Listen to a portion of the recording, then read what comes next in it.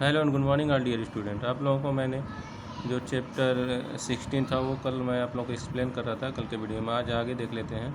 The latitudes are drawn from east to west. जो latitudes lines होती है वो किस डायरेक्शन से किस डायरेक्शन तरफ होती हैं, ईस्ट से लेके वेस्ट तक।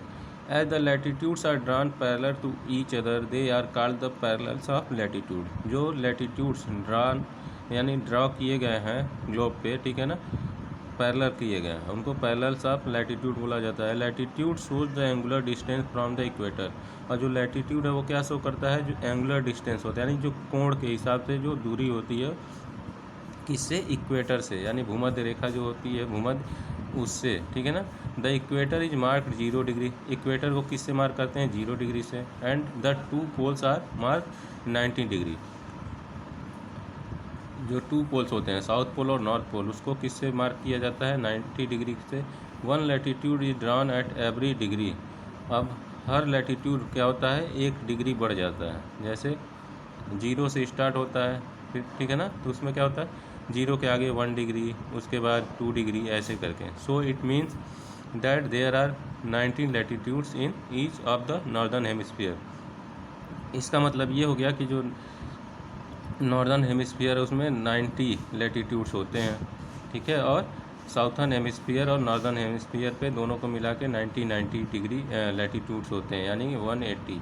इन order to distinguish between the latitudes in the two hemisphere. इसका मतलब ये होता है कि हेमिस्फीयर, जो टू हेमिस्फीयर है नॉर्दर्न और साउथर्न, ठीक है ना, वो क्या होते हैं, दो भागों में, दो लैटिट्यूड में उनको डिवाइड किया गया है। The latitude in the northern hemisphere are mark. जो नॉर्दर्न हेमिस्फीयर उसको किस से मार्क किया जाता है, एन से, और साउथर्न हेमिस्फीयर को एस से। Thus the north pole is mark 19 degree N. इसके लिए जो नॉर्थ पोल होता है उसको किस से मार्क किया जाता है, 90 डिग्री नॉर्थ, और साउथ पोल को 90 डिग्री एस। इसके बाद आते हैं इंपॉर्टेंट लैटिट्यूड। अब कौन कौन से लैटिट्यूड जो है हमारे लिए महत्वपूर्ण हैं, जो ग्लोब पे बने होते हैं। सबसे पहला इक्वेटर होता है, इसको 0 डिग्री से मार्क किया गया है, ठीक है। और ये equator is the most important, जो सबसे मोस्ट इम्पॉर्टेंट जो लैटिट्यूड्स है वो इक्वेटर ही है। ये सबसे लॉन्गेस्ट लैटिट्यूड्स होता है, जो क्या करता है, दो भागों में इसको बांटता है ग्लोब को, नॉर्दर्न हेमिस्फीयर और साउथर्न हेमिस्फीयर को। अब इसके बाद tropic of Cancer, it is located at an angular distance of 23 half 0 degree north in the northern hemisphere. अब जो ट्रॉपिक ऑफ कैंसर होता है वो उसका जो एंगुलर डिस्टेंस होता है यानी कोणीय दूरी होती है वो कितनी होती है, 23.5 डिग्री नॉर्थ, ठीक है ना। The sun is right over this latitudes on 21 June. जब सन इसके राइट में आता है इस लैटिट्यूड्स के, ठीक है ना, कब आता है, 21 जून को, तो वो क्या होता है, सबसे लंबा दिन होता है। उसके बाद ट्रॉपिक ऑफ कैप्रिकॉर्न आ जाता है। It is located at angular distance. ये कितने पे, किस कोणीय दूरी पे ये लोकेट किया जाता है, 23.5 degree south in the southern hemisphere. The sun is right over this latitudes on 22 December. और जब सन की क्या होता है, जब इसके राइट साइड में आ जाता है इस लैटिट्यूड के, तो किस डेट को आता है, 22 दिसंबर को, तो उस दिन का सबसे छोटा दिन होता है, ठीक है। अब इसके बाद आ जाते हैं Arctic circle. It is located eight A angular distance of 66 half degree north. अब ये आर्कटिक जो सर्कल है वो किस कोणीय डिस्टेंस दूरी पे दिखाई देता है, 66 हाफ डिग्री नॉर्थ पे, और किधर, नॉर्दर्न हेमिस्फीयर में। वैसे ही अंटार्कटिक सर्किल जो है वो किस कोणीय दूरी पे दिखाई देता है, 66 हाफ डिग्री साउथ, यानी साउथर्न हेमिस्फीयर पे दिखाई देता है। अब इसके बाद आ जाते हैं हीट जोन्स। अब हीट जोन कौन कौन से हैं, the latitudes are important as they indicate the temperature of a place. जो लैटिट्यूड्स होता है वो हमारे लिए बहुत इंपॉर्टेंट होता है, और ये क्या इंडिकेट करता है, किसी भी स्थान का temperature. As the sun rays fall directly over the area around the equator. जो सन रेज होती है, सन की किरणें होती हैं, वो डायरेक्टली किस पे पड़ती हैं, जो इक्वेटर पे पड़ती हैं। It is the hottest area. जो इक्वेटर पे सन की रोशनी जो है वो डायरेक्ट पड़ती है किरण, तो वो क्या होता है, सबसे हॉटेस्ट यानी सबसे गर्म एरिया होता है।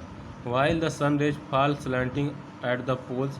और जो सन रेज होती है जब धीरे धीरे क्या होती है स्लांटिंग यानी ढलान की तरफ जाती है पोल्स की तरफ, so it is very cold. तो क्या होता है वो बहुत ही कोल्ड एरिया होता है, ठीक है ना, cold. In order to understand the temperature of the earth we can divide the earth into 3 zone.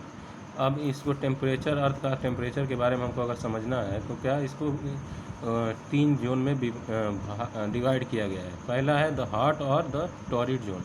This area lies between the tropic of Cancer and the tropic of Capricorn. जो सबसे hot area है वो किस जगह पे lies है, किस जगह पे दिखाया गया है ग्लोब में, और किस जगह पे है वो ट्रॉपिक ऑफ कैंसर और ट्रॉपिक ऑफ कैंसर के कैप्रिकॉर्न के बीच में है, ठीक है ना। The sun rays fall vertically on the latitudes in this zone at least once in a year. जो सन रेज होती है, सन की किरणें होती है डायरेक्ट इसके ऊपर पड़ती हैं, इसकी वजह से क्या होता है ये अब पूरे साल यहाँ पे डायरेक्ट रोशनी पड़ती है सन रेज, ठीक है ना। It receive the maximum heat, इसी वजह से क्या होता है ये बहुत ज़्यादा गर्म होता है। This is the reason that it is the hottest, इसी वजह से ये एरिया क्या है सबसे हॉटेस्ट होता है, सबसे गर्म होता है। उसके बाद आते हैं मॉडरेट और the temperate zone. This area lies between the tropic of Cancer and the Arctic circle. ये जो एरिया है मॉडरेट वाला, ये किस डायरेक्शन में है, किस के बीच में है, ट्रॉपिक ऑफ कैंसर और आर्कटिक सर्कल के बीच में है। कहाँ पे, नॉर्दर्न हेमिस्फीयर में। The tropic of Capricorn in the Antarctic circle in the southern hemisphere. This area receive slanting sunrays. तो इसके वजह से जो ये यहाँ पे ट्रॉपिक ऑफ कैप्रिकॉर्न और अंटार्कटिक सर्कल के बीच में ये एरिया साउथर्न हेमिस्फीयर में है, तो इसकी वजह से जो है सनरेज क्या होती है, स्लैंटिंग बहुत धीरे कम आती है। इसकी वजह से क्या होता है यहाँ पे neither very hot nor very cold. इसी वजह से यहाँ का जो टेम्परेचर है ना ही ज़्यादा हॉट होता है ना ही ज़्यादा कोल्ड होता है। इसके बाद आते हैं द कोल्ड और द फ्रिगिड जोन। अब सबसे ठंडा जोन कौन सा है? This area lies between the Arctic circle and the north pole in the northern hemisphere and between the Antarctic circle and the south pole in the southern hemisphere. अब ये area जो है वो किसके बीच में स्थित है? आर्कटिक सर्कल और नॉर्थ पोल में, और Antarctic circle in the south pole में ये एरिया है, ठीक है ना। The sun rays are very slanting in this zone. और जो सन रेज है इस एरिया में क्या होता है, बहुत ही कम पहुंच पाता है सन की किरणें। इसकी वजह से क्या होता है, ये सबसे कोल्डेस्ट पार्ट ऑफ द अर्थ, यानी अर्थ का सबसे कोल्डेस्ट पार्ट है ये, ठीक है ना। इस वीडियो में बस इतना ही। आप लोग इस चैप्टर को रीड करते रहिए। Thank you.